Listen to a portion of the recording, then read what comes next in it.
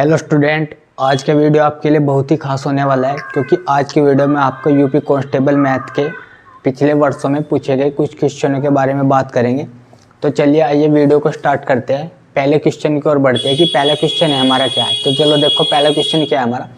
पहला क्वेश्चन है हमारा लागू होने वाली कुल प्रतिशत छूट क्या है जब 20% और 10% की दो लगातार छूट लागू की जाती है। ठीक है, इस टाइप का क्वेश्चन मैंने पिछले वीडियो में भी कराया हूँ। तो चलो देखो कैसे करना। इस टाइप का क्वेश्चन ये कह रहा है कि मतलब छूट यानी कि छूट हो रही हमारी कितनी 20% और 10%, यानी कि 20% और 10% की दो लगातार छूट हो रही। तो पूछा छूट लागू कितनी करी जा रही। ठीक है, इस टाइप का क्वेश्चन सोल्व करने के लिए सबसे सीधा फॉर्मूला छूट बराबर X plus Y plus X गुणा वाई बटे 100। ठीक है, इस टाइप का क्वेश्चन सोल्व करना X plus Y plus X गुणा वाई बटे 100। ठीक है, सोल्व कैसे करना। छूट का मतलब यानी कि घट रहा है, यानी कि कोई वस्तु 100 रुपये की तो 20% की छूट हो रही तो कितने की वो 80 रुपये की, कितने की वो 80 रुपये की, यानी कि छूट है कम हो रहा। ठीक है, जब छूट का नाम आ रहा तो एक्स की वैल्यू माइनस में रखेंगे, माइनस का 20, फिर 10% की छूट हो रही तो वाई की वैल्यू भी माइनस में रखेंगे प्लस, फिर यहाँ कितना जाएगा -20 गुणा -10 बटे 100। ठीक है, अब 2 जीरो से 2 जीरो कटेगा हमारा। अब माइनस का कितना होगा, माइनस का 30 और माइनस की गुणा कितनी होगी प्लस, तो 2 एकम 2 तो बराबर कितना आएगा माइनस का 28, यानी कि कितने की छूट हो रही 28%। कितने की छूट हो रही 28%। अगर तो चलो स्टूडेंट अगला क्वेश्चन देखते हैं। अगला क्वेश्चन भी बढ़िया क्वेश्चन है और बहुत ही सिंपल है, ज़्यादा बड़ा कुछ वो है नहीं है। देखो क्या कह रहा है, ये कह रहा है यदि 4/5 अनुपात 12/10 फिर समानुपात का निशान है, फिर x/6 फिर अनुपात 9/2 तो x का मान ज्ञात करना। ठीक है, जो मैंने यहाँ लिख लिया करके। इस टाइप के क्वेश्चन सॉल्व करने के लिए सबसे सिंपल तरीका है इसकी मल्टीप्लाई इसमें कर दो। ठीक है, इसकी गुणा इसमें कर दो और इसकी गुणा इसमें। ठीक है, इसकी मल्टीप्लाई इसमें कर दो, इसकी मल्टीप्लाई इसमें कर दो। ठीक है, कर दो मल्टीप्लाई, कितना आएगा 4/5 गुणा 9/2 बराबर 12/10 गुणा x/6। ठीक है, अब इसमें क्या काम करना है। अब इस क्वेश्चन में हमारी गुणा भाग होगी, इस क्वेश्चन में हमारी क्या होगी गुणा भाग बच्चे की खुद की हो, अपने हिसाब से कैसे भी गुणा भाग कर सकता है।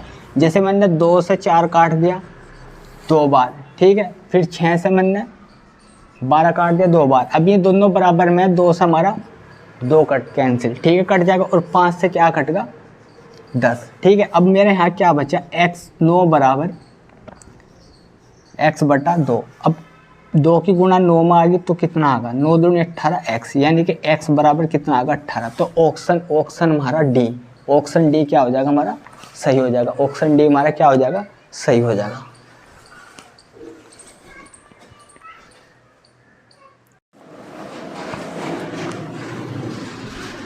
तो स्टूडेंट अगला क्वेश्चन की ओर बढ़ते हैं। अगला क्वेश्चन देखो, अगला क्वेश्चन काम दिन से संबंधित है। तो क्या कह रहा है अगले क्वेश्चन में, कह रहा है ए और बी, यानी कि ए और बी दो व्यक्ति है, ए और बी 12 दिनों में एक काम पूरा कर सकते हैं। ठीक है, ए और बी मतलब दो व्यक्ति है, वे 12 दिनों में कोई कार्य है उसे पूरा कर सकते हैं।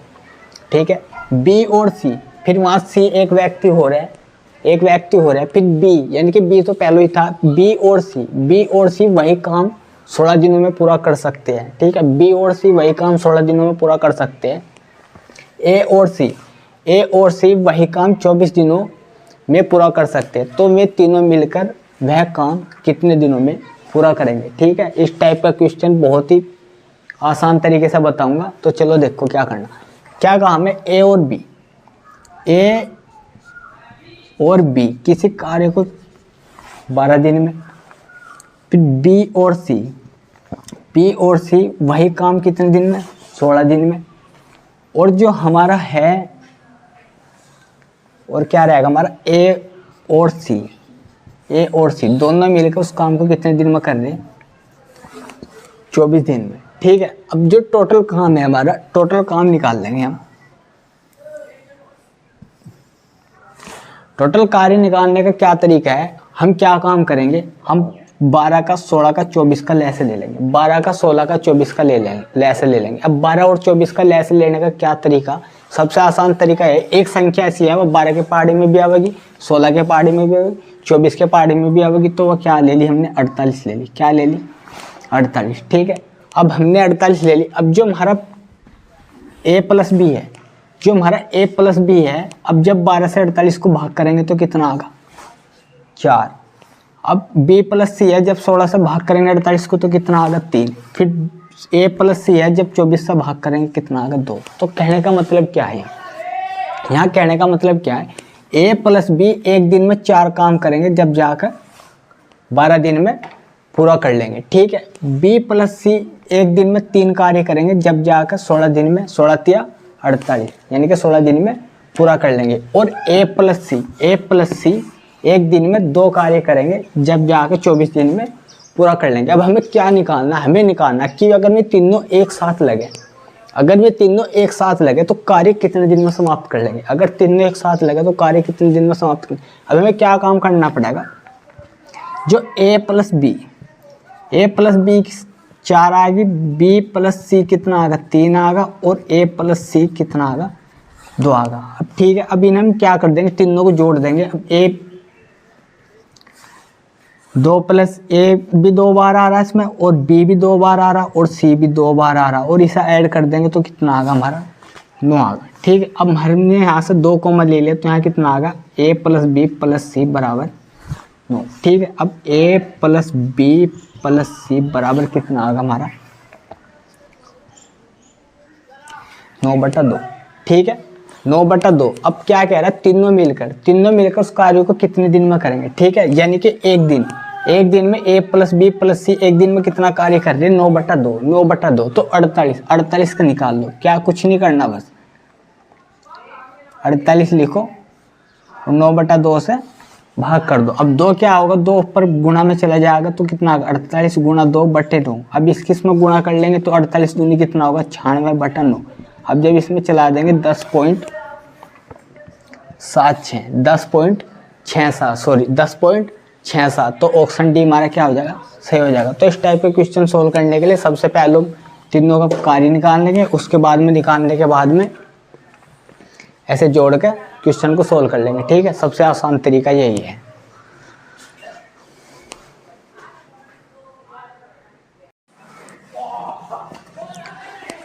तो अगले क्वेश्चन की ओर बढ़ते हैं। अगला क्वेश्चन क्या है, अगले क्वेश्चन में कहा 256 के वर्गमूल और 16 के वर्गमूल 256 के वर्गमूल और 16 के वर्गमूल के गुणनफल ज्ञात करें। 16 का और 256 का और 16 का वर्गमूल के गुणनफल ज्ञात करो, और फिर परिणाम के वर्गमूल को ज्ञात करो। हमें क्या कहा कि 16 के और 256 के और 16 के वर्गमूल ज्ञात करने के बाद में उनका गुणनफल करना, और गुणनफल करने के बाद में जो परिणाम आएगा उसका वर्गमूल ज्ञात करके बताना है क्या आएगा। यानी कि 16 का वर्गमूल यानी कि 256 का वर्गमूल गुणा 16 का वर्गमूल, 256 का वर्गमूल गुणा 16 का वर्गमूल। अब 256 कहीं का वर्गमूल होगा 16 का, और 16 कहीं का वर्गमूल होगा 4 का। ठीक है, 256 कहीं का 16 का, और 16 कहीं का होगा 4 का। अब जो इनका परिणाम होगा परिणाम आगन का 64। ठीक है, क्या कहा उसने 256 के वर्गमूल और 16 के वर्गमूल के गुणनफल ज्ञात करें। ठीक है, हमने क्या काम करा, हमने 256 का वर्गमूल गुणनफल का मतलब होगा गुणा। ठीक है, और गुणा 16 का वर्गमूल करा। अब 256 का वर्गमूल कितना आएगा 16, और 16 कहीं का वर्गमूल होगा 4 का, तो परिणाम कितना आएगा 64। अब हमें क्या आएगा, परिणाम के वर्गमूल को ज्ञात करना है, यानी कि इसका में क्या काटना वर्गमूल, तो इसका वर्गमूल कितना आ जाएगा हमारा 8, यानी कि ऑप्शन सी हमारा सही हो जाएगा। ठीक है, बहुत ही बढ़िया क्वेश्चन है और बहुत ही सिंपल तरीके से मैंने समझा आपको। ठीक है,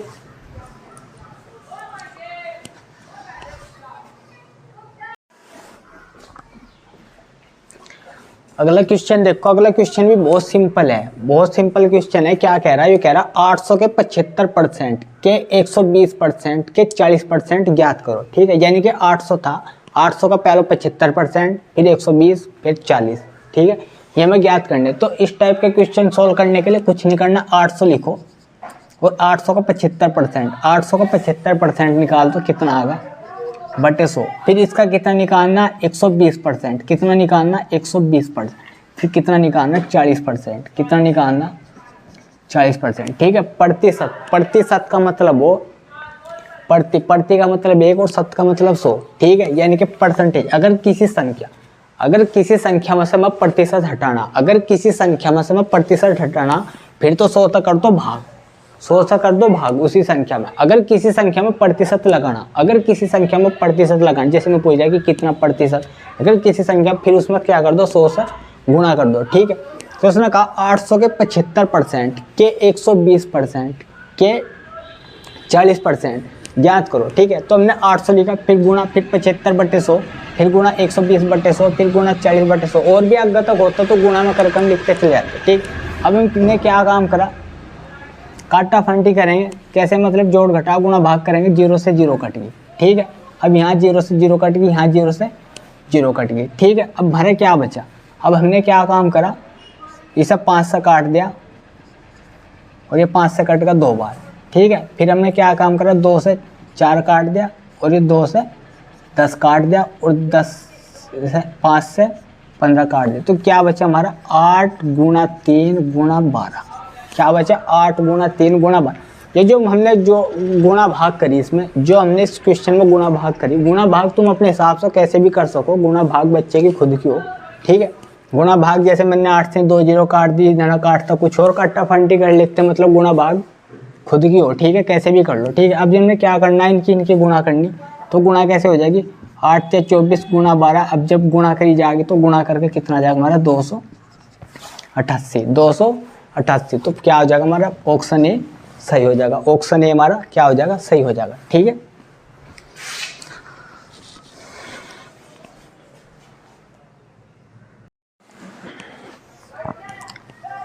तो चलो स्टूडेंट अगले क्वेश्चन की ओर बढ़ते हैं। अगले क्वेश्चन में क्या रहा है, यदि एक वस्तु रुपए 300 में खरीदी गई, यदि एक वस्तु रुपए 300 में खरीदी गई और उस पर 50 रुपये मरम्मत के रूप में खर्च किए। ठीक है, यानी कि एक वस्तु हमने 300 रुपये में खरीदी और 300 रुपये में खरीदने के बाद में 50 रुपये उसके मरम्मत पर खर्च कर दी। ठीक है, उसमें कुछ खराब भी हो या कुछ भी हो।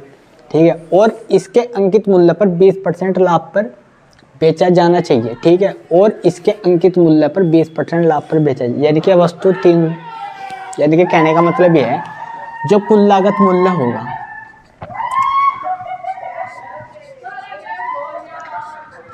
लागत मूल्य यानी कि 300 में तो हमने खरीद दी, 50 रुपये मरम्मत पर लगा दिए, तो कुल कितने में पड़ेगी, 350। कितने पड़ेगी, रुपये 350। कुल वस्तु कितने में पड़ेगी, 350। अब वो कहना चाह रहा सवाल में वो कि इसके अंकित मूल्य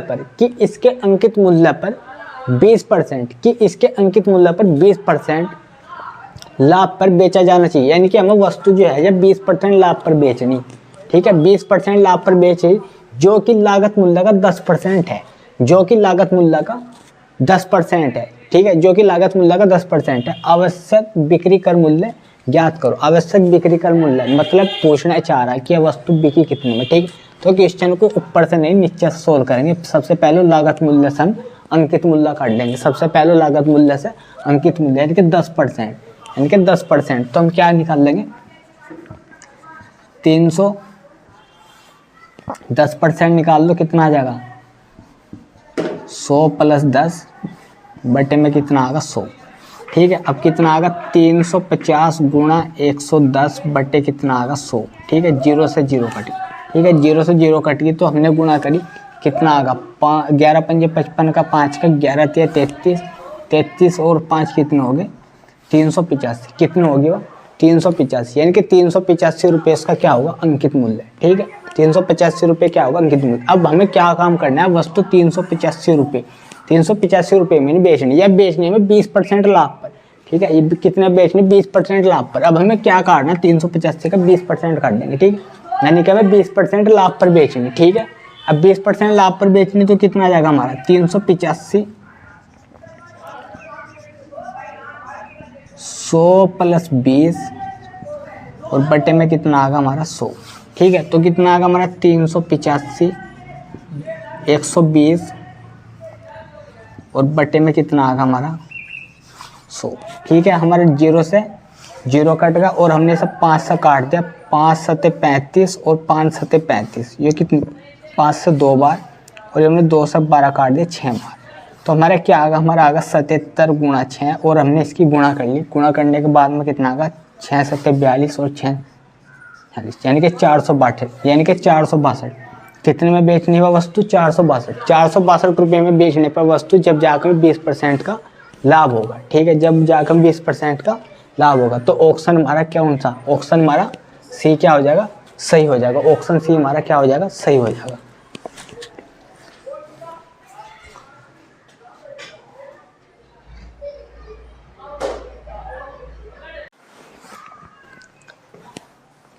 तो चलो स्टूडेंट अगले क्वेश्चन की ओर बढ़ते हैं। अगला क्वेश्चन है हमारा, व्यक्ति ए किसी कार्य को 48 मिनट में पूरा कर सकता है जबकि व्यक्ति बी उसी कार्य को 60 मिनट में पूरा कर सकता है। अगर वे एक साथ उस कार्य को करें तो इसे पूरा करने में कितना समय लगेगा। ठीक है, बहुत ही सिंपल तरीका है। ए व्यक्ति है वो कितना कर रहा है 48 मिनट में, कितना 48 मिनट में। जो बी व्यक्ति है वो कितने में कर रहा है 60 मिनट में, वो कितने में कर रहा है 60 मिनट में। अगर इस टाइप का क्वेश्चन है, अगर पूछा जा रहा है दोनों मिलकर उस कार्य को कितने दिन में करेंगे, अगर पूछा जा रहा है कि दोनों मिलकर उस कार्य को कितने दिन में करेंगे, तो बहुत सिंपल फॉर्मूला x गुणा वाई बटे एक्स प्लस वाई, एक्स गुणा वाई बटे एक्स प्लस वाई फॉर्मूला रखो, मान रख दो। x का मान 48 गुणा y का मान कितना होगा,